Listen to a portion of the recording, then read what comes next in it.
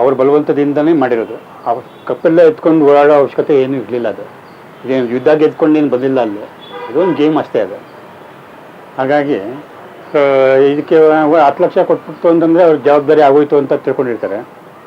ಆ ಲೈಫ್ ವಾಪಸ್ ಬರೋದಿಲ್ಲ ಎಲ್ಲರದು. ಎಲ್ಲ ಚಿಕ್ಕ ಚಿಕ್ಕ ವಯಸ್ಸಿನವರೇ ಎಲ್ಲ ಸತ್ತೋಗಿರೋದು.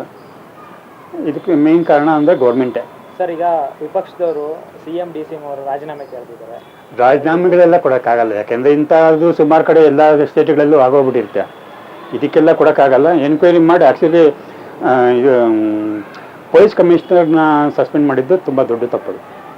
ಯಾಕಂದರೆ ಟಿ ವಿಗಳಲ್ಲಿ ನೋಡ್ತಾ ಇದ್ವಿ, ಎಷ್ಟೋ ಜನ ಪೊಲೀಸ್ನವರು ತುಂಬ ಹೆಲ್ಪ್ ಮಾಡಿದ್ದಾರೆ. ಪೇಷಂಟ್ಗಳಿಗೆಲ್ಲ ಕರ್ಕೊಂಡೋಗಿ ಎಲ್ಲ ಮಾಡಿ, ಗಾಯ ಆದವ್ರಿಗೆಲ್ಲ ಆಸ್ಪತ್ರೆಗೆ ಸೇರಿಸಿ ಎಲ್ಲ ಮಾಡಿದ್ದಾರೆ. ಹಾಗಾಗಿ ಪೊಲೀಸ್ ಕಮಿಷನರ್ನ ಇದು ಮಾಡ್ಬಾರ್ದಾಯ್ತು, ಟ್ರಾನ್ಸ್ಫರ್ ಮಾಡ್ಬೋದಾಗಿತ್ತು ಅಷ್ಟೇ. ಅವ್ರು ತೆಗೆಯೋವಂಥ ಅವಶ್ಯಕತೆ ಇರಲಿಲ್ಲ.